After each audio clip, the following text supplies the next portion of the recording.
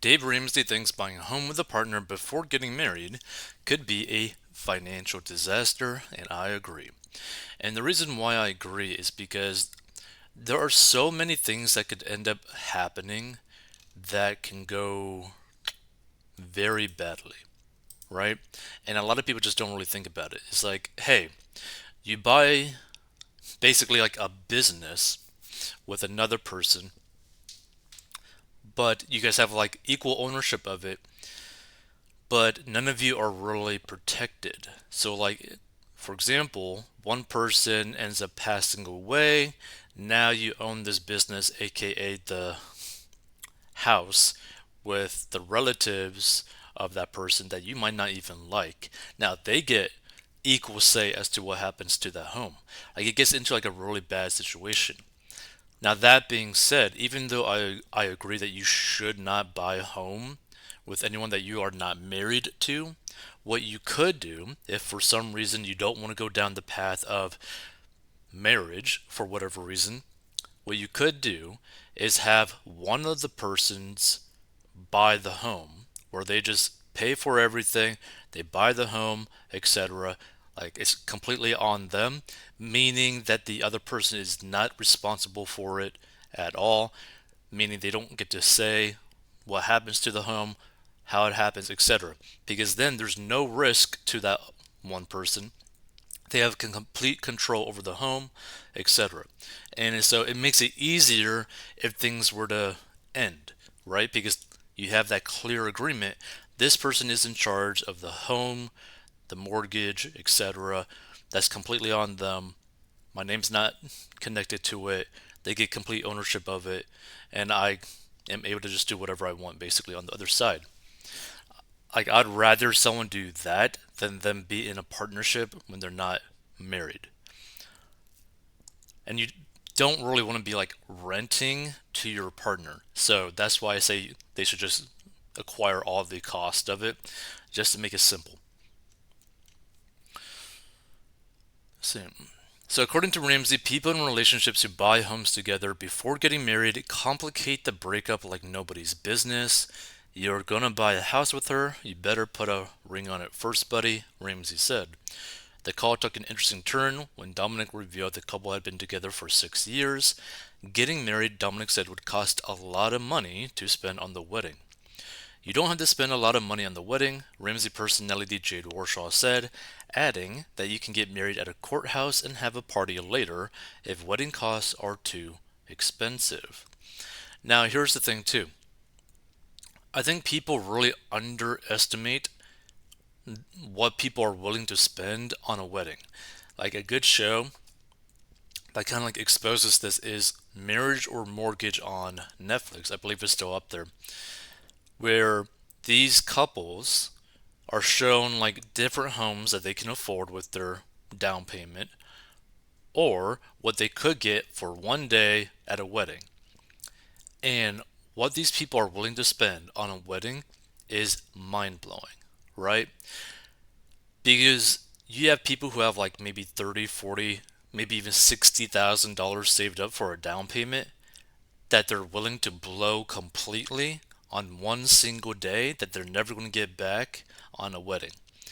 So you add that onto this whole thing that just makes it kind of crazy. Like you don't need to be spending that type of money on a wedding. Just get like a cheap wedding or go on like a trip or something and just like have that as like your wedding. Maybe spend like 5K, maybe 8K, maybe 10K, but nowhere near 30, 40, 50, or 60K. And then use the rest of the money for a down payment to actually get your guys' like future pretty much set up.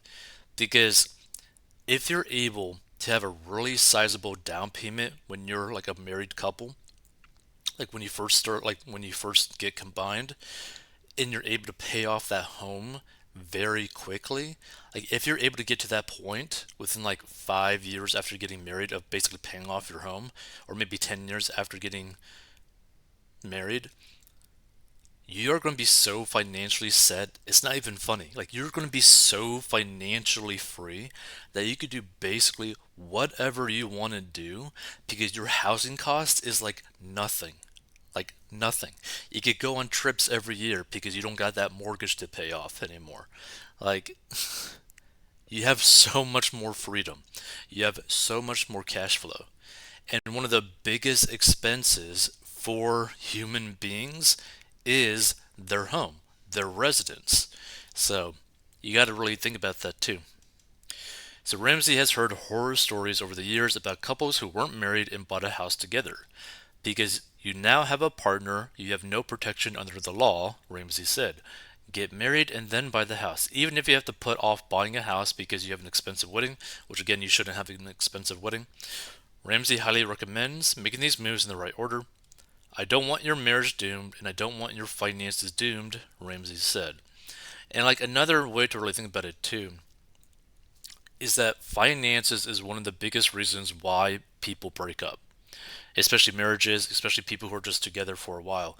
Like finances, when you guys are not aligned as to what you're wanting, is one of the biggest reasons why you break up. So it's just something to really think about. Now, again, if you are still not wanting to get married, but you still want to live with your partner, the way to really set it up is really one person in charge in basically controlling the home completely, right? They're on the title, they're on the loan. If they got a loan on the home, which they probably do, like they're completely the single person responsible for the management costs of the home. Because then there's no questions, okay, like how are we going to be spending it? Like how are we going to afford this? Blah, blah, blah, blah. Like one person in charge of, paying for that home.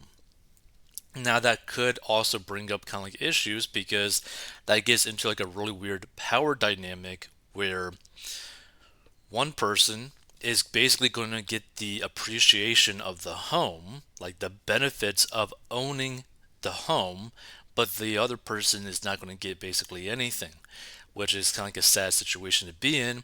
And also, the person can like literally be like, hey, I'm kicking you out of the home because we're no longer together. Like, I don't want you in here, even though we got kids, etc. Get out of the home. And that person could do that, like legally speaking, because they're the sole owner of that home. Which, again, is why you should never buy a home with someone that you're not married to. And you should definitely get married if you are planning on living together as like a couple.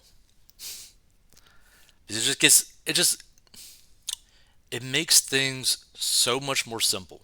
Like people tend to overcomplicate their lives and their finances, but if you could just keep it simple, like, okay, we're together, our finances are together, everything's connected, we know what each other's buying because we literally see our account, right?